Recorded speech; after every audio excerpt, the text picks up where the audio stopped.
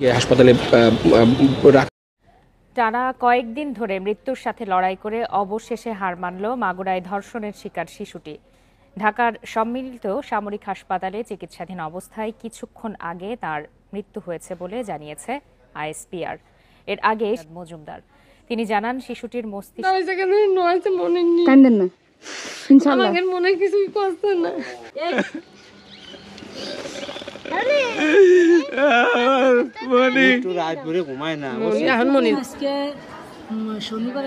শনিবারের দিনের পর আপার সাথে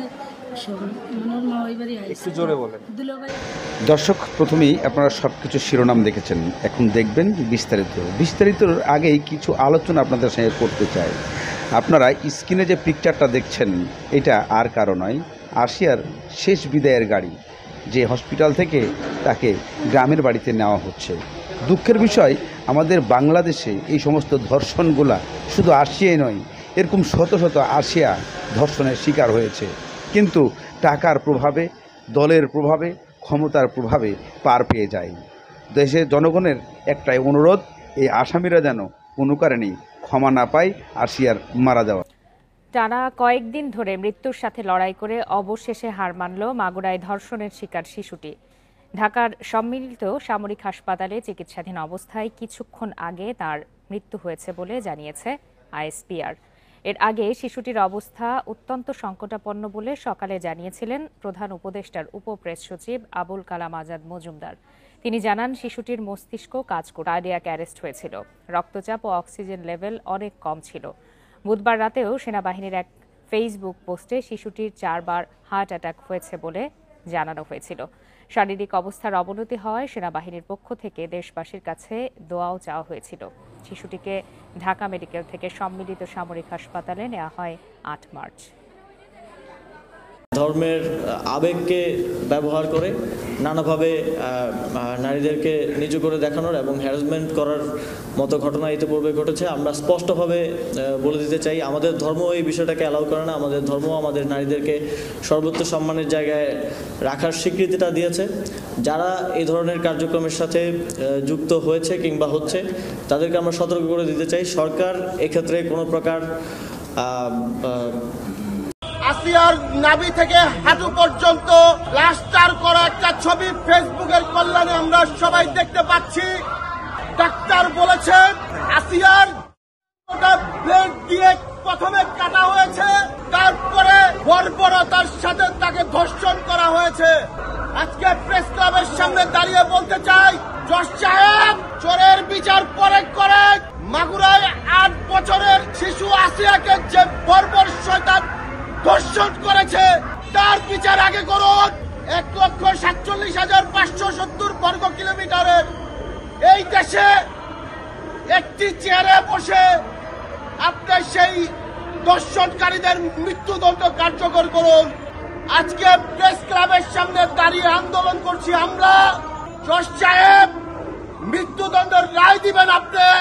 ডাক্তার আসিয়ার কানে কানে বলবে, বোন আসিয়া, তোমার ধর্ষণকারীর মৃত্যুদণ্ড হয়েছে।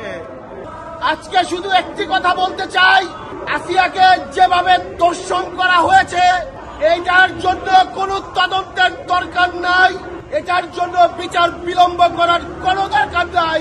ধর্ষণকারীকে 24 ঘন্টার মধ্যে ফাঁসিতে ঝুলিয়ে 17 কোটি মানুষের কলিজা ঠান্ডা করতে হবে। বোন আসিয়ার কাছে তো আমরা কেউ মাপ চাইতে পারবো না, কারণ সেই যোগ্যতা আমাদের নেই। তবে বোন আসিয়ার নাম ব্যবহার করে বাংলাদেশের 17 কোটি ঘরে ঘরে আমরা আন্দোলন গড়ে তুলব, আর যেন কোনো আসিয়া ধর্ষিতা না হয়। এই আসিয়ার ঘটনা দেখার পর কাবা শরীফের গিলাফ ধরে ধরে মানুষ আল্লাহর কাছে ফরিয়াদ করছে যে আল্লাহ, এই ধর্ষণকারীর বিচার আপনি তাড়াতাড়ি বাংলার মাটিতে করুন। পুলিশ ভাই, চার্জশিটের নামে, তদন্তের নামে এই বিচার আপনারা বিলম্ব করিবেন না। আমার ভাগ্নি দর্শিতা হলে, আমার মেয়ে দর্শিতা হলে আমরা কোন মুখ নিয়ে ধর্ষণকারীর বিচার চাইব? আদালতের কাছে শুধু একটি কথা বলতে চাই, বিচারের যেই দীর্ঘ প্রসেস আমরা জানি, আসিয়ার ব্যাপারে, আসিয়ার বিষয়ে এই দীর্ঘ প্রসেসটা আমাদের যেন দেখতে না হয়। এই বলে আমি আমার বক্তব্য শেষ করছি। বিচার এই বাংলার মাটিতে হবে হবে এবং হবে ইনশাল্লাহ। আজকে শনিবারের গত শনিবারের দিনের বড় আপার সাথে ওর মামাই বাড়ি আইছে। একটু জোরে বলেন। দুলাভাই বাড়ি আইছে। দুলাভাই বাড়ি আলি তা দুলাভাই বাড়ি কোথায়? নিজ নন্দ। দুলাভাইয়ের নাম কি? সজীব। সজীব। জি। ওর বাবার নাম? হিটু। আচ্ছা। তা আলিপুর আজকে সকালে এমনিও আমার বড় মনি এই 4 মাস বিয়ে হয়েছে, 3 মাস বেশ ভালোই গেছে। তারপর একদিন হঠাৎ করে কইছে কি আমু আমার ভয় করে কে কইছে মা আমি বাইরে গেছি ঘরে আলো জ্বালাই কিন্তু আসে দিয়ে যে আলো নিভিয়ে গেছে। পর আমার পিছনটা জড়া ধরছে। তা আমি বলছি অনেক সময় অনেক কিছু হয়, হয়তো সজীব বউ থাকতেই পারে, তা এরকম কিছু না। তারপর মিয়া অনেক ভয় পায়, এবার অনেক বুঝে টুজে মনিরে পাঠাইছি, তাই মনিরে সাথে দিছি, খালি ভয় পাই। তা ধরুন একটা মেয়ে বিয়ে দেখেই চাই না যে আবার ঘরে আনবো, আমরা হলাম গরিব মানুষ, তাই মনিরে দিছি সাথে। কিন্তু কালকে আমার মনির আসার কথা, আমার মনিরে একা ভয় পাই বলে আমি পাঠাইনি। আজকে এলে 11টার দিকে ফোন দিয়েছে, ওর মা ওই ফোন দিয়েছে যে মনি এলো অসুস্থ, আসানতে একটু কী হয়েছে। মানে আমি যা বাড়ি পার গেছি শুনি যে হাসপাতালে নিয়ে গেছে, হাসপাতালে যাই দেখে আমার মনি এইরকম। তারপরে ওর মা ওই ভর্তি করে তুই বলাইছে আর নেই। হসপিটাল কোন হসপিটালে? মাগুরায়? সদরে। মাগুরা সদরে। মানে এই বাচ্চাটার যে বিষয়টা আপনারা কার দোষারোপ করতেছেন? দোষারোপ মনির শ্বশুরেরও করবো, মনির বোনারও করবো। শ্বশুরের নাম কি? হিটু। আর হলে ওনার আমার বোন জামার নাম হলো সজীব। সজীব। জি। এই যে যে দর্শনের যে ইয়েটা, আমার এটা মনি বড় মায়ে কইছে মা আমার কাছে আমি শোয়া রাখছি, কইছে 2:30টার সময় মনি দেয় যে নিচে ওই ফালি পড়িয়ে রয়েছে। কইছে মা আমি ঘুমাইছি, আমি টের পাইনি। এই জঘন্য কাজটা কে করতে পারে? জঘন্য কাজ যে কাছে ছিল সেই করছে, বোনাই। বনাই। জি। এই বনের নামটা কি? সজীব।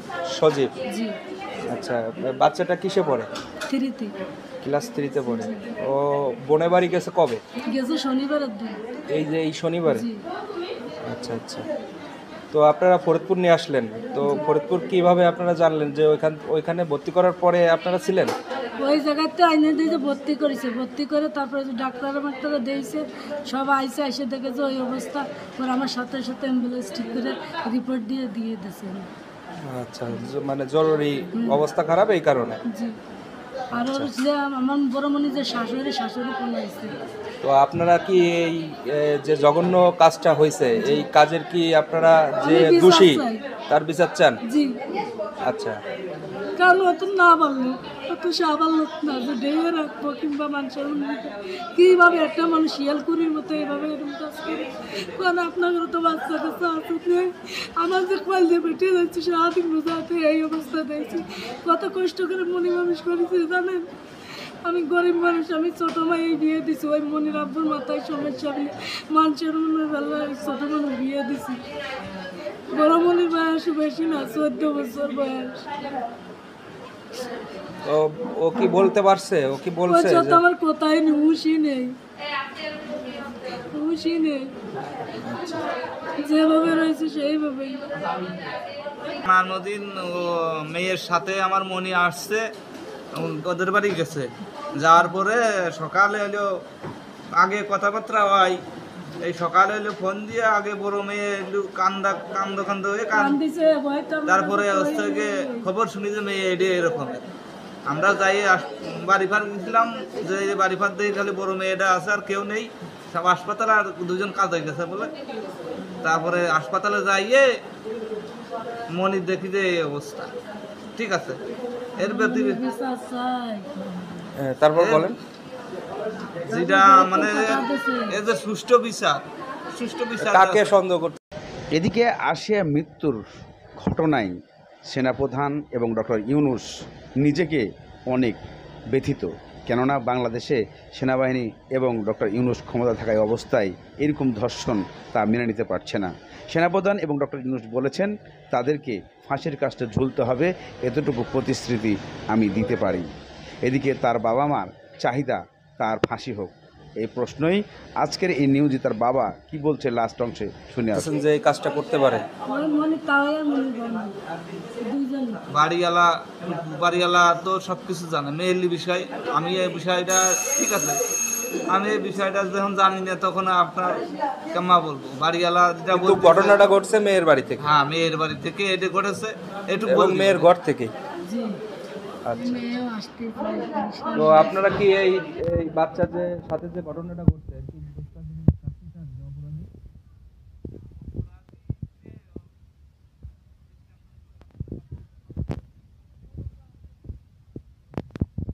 হাসপাতালে রাখা